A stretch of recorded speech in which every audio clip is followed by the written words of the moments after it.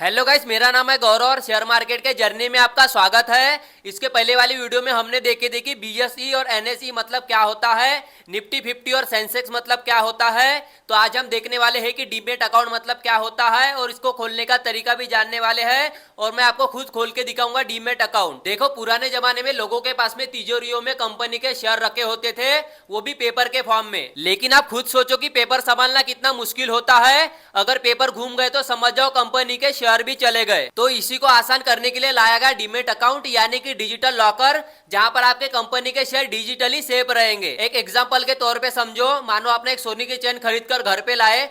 घर पे वो चोरी होने का रिस्क है, लेकिन अगर उसी सोने की चेन को अगर आप बैंक लॉकर में रखोगे तो वो सेफ रहेंगी। इसी तरह आप कंपनी के शेयर खरीदते हो तो वो कागज के रूप में आपको नहीं मिलते, बल्कि डिजिटली वो डीमेट अकाउंट में सेफ रहते हैं। आप ऐसे समझो कि आपके जो पैसे हैं इनको सेफ रखने के लिए जो जगह होती है वो होती है बैंक अकाउंट, और आपके जो शेयर है इनको सेफ रखने के लिए जो जगह होती है वो होती है डीमेट अकाउंट। अब देखते हैं डीमेट अकाउंट कैसे खोले। तो डीमेट अकाउंट खोलने के लिए आपके पास में आधार कार्ड और पैन कार्ड चाहिए। डीमेट अकाउंट खोलने के लिए आपको डिस्क्रिप्शन में लिंक मिलेंगी, उस लिंक पर क्लिक करना है। देखो, आप जैसे लिंक पर क्लिक करते हो तो आपके सामने ऐसा इंटरफेस आ जाएगा। आपको यहाँ पे अपना नंबर फिल कर लेना है। उसके बाद में यहाँ पर आपके नंबर पे ओटीपी जाएंगी, उस ओटीपी को यहाँ पे इंटर कर लेना है ना, कंटिन्यू कर लेना है। अब आप कंटिन्यू पर क्लिक करते हो तो आपके सामने ऐसा इंटरफेस आ जाएगा। यहाँ पे आपको अपना फुल नेम इंटर करना है और कंटिन्यू पर क्लिक कर देना है। जैसे आप कंटिन्यू पर क्लिक करते हो उसके बाद में ऐसा इंटरफेस आ जाएगा। आपको यहाँ पे कंटिन्यू विद गूगल करना है। उसके बाद में अपनी ईमेल आईडी डाल लेना है। उसके बाद में यहाँ से नेक्स्ट कर देना है। ईमेल आईडी का पासवर्ड डाल लेना है। उसके बाद में फिर से नेक्स्ट कर देना है। जैसे आप नेक्स्ट पर क्लिक करते हो उसके बाद में ऐसा इंटरफेस आ जाएगा। ये आपसे कंफर्म करेंगे कि इसी नाम से आपका डीमेट अकाउंट चाहिए या नहीं, तो आपको यहाँ से कंफर्म कर लेना है। आप जैसे ही वहां से क्लिक करेंगे उसके बाद में ऐसा इंटरफेस आ जाएगा। उसके बाद में यहाँ पे आपको अपना पैन नंबर डाल देना है। उसके बाद में प्रोसेस टू डिजी लॉकर पर क्लिक कर देना है। उसके बाद में आपको ऐसा इंटरफेस देखने मिलेगा। तो यहाँ पे आपको अपना आधार नंबर फिल कर लेना है। उसके बाद में जो कैप्चा दिख रहा है वो कैप्चा को फिल कर लेना है और नेक्स्ट कर देना है। जैसे आप नेक्स्ट पर क्लिक करोगे उसके बाद में आपके आधार कार्ड से जो नंबर लिंक है उसके ऊपर में एक ओटीपी जाएंगी, वो ओटीपी यहाँ पे फिल कर लेना है। उसके बाद में कंटिन्यू पर क्लिक करना है। उसके बाद में आपको ऐसा इंटरफेस देखने मिलेगा। तो यहाँ पे आपको डिजी लॉकर का पिन डाल देना है। अगर आपको डिजी लॉकर का पिन याद नहीं है तो आप फॉरगेट भी कर सकते हो। उसके बाद में कंटिन्यू पर क्लिक कर देना है। जैसे आप वहां से पिन डाल के कंफर्म करते हो तो आपके सामने ऐसा इंटरफेस आएगा। तो यहाँ पे आपको अलाउ कर देना है। जैसे आप अलाउ पर क्लिक करते हो उसके बाद में सारे डॉक्यूमेंट उनको रिसीव हो जाएंगे। अब आपको बैंक अकाउंट वेरीफाई करने के लिए आपके सामने ऐसा इंटरफेस आएगा। तो यहाँ पे आपको फोन पे, गूगल पे, पेटीएम, ये तीनों में से आप जो यूज करते हो उसके ऊपर में आपको क्लिक कर देना है और वेरीफाई विद यूपीआई कर देना है। आप जैसे ही वेरीफाई यूपीआई कर दोगे तो उसके सामने ऐसा इंटरफेस ओपन हो जाएगा। तो मैं फोन पे से 1 रुपए पे कर रहा हूँ, आपको एम पिन डाल के 1 रुपए पे कर देना है। जैसे आप 1 रुपए पे करोगे उसके बाद में आपके सामने ऐसा इंटरफेस आएगा। यहाँ पे आपको आपका नाम, आपका बैंक अकाउंट, आपके आईएफएससी कोड पूरा लिखा हुआ दिखेगा। तो आपको कंटिन्यू पर क्लिक कर लेना है। जैसे आप कंटिन्यू पर क्लिक करते हो उसके बाद में आपको केवाईसी वेरिफिकेशन करना पड़ेगा।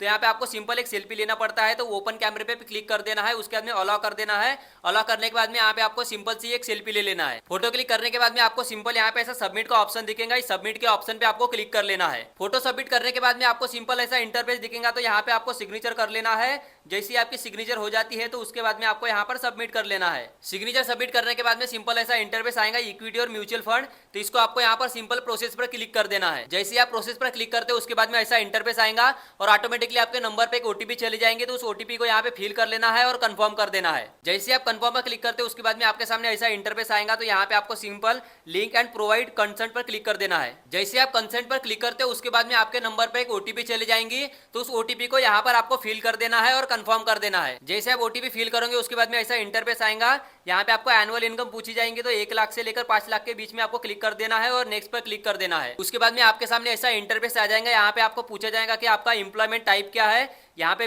प्राइवेट हो सकता है, बिजनेस हो सकता है। तो मैं यहाँ पे प्राइवेट क्लिक कर देता हूँ। उसके बाद में नीचे आपको दोनों पे टिक टिक कर देना है और कंटिन्यू पे क्लिक करना है। उसके बाद में आपके सामने ऐसा इंटरफेस आएगा। यहाँ पे आपको पूछा जाएगा कि आपका जेंडर क्या है, जैसे मेल फीमेल जो भी हो सकता है। तो मैं यहाँ पे मेल डाल देता हूँ। उसके बाद में पूछा जाएगा कि आप मैरिड हो या अनमैरिड हो।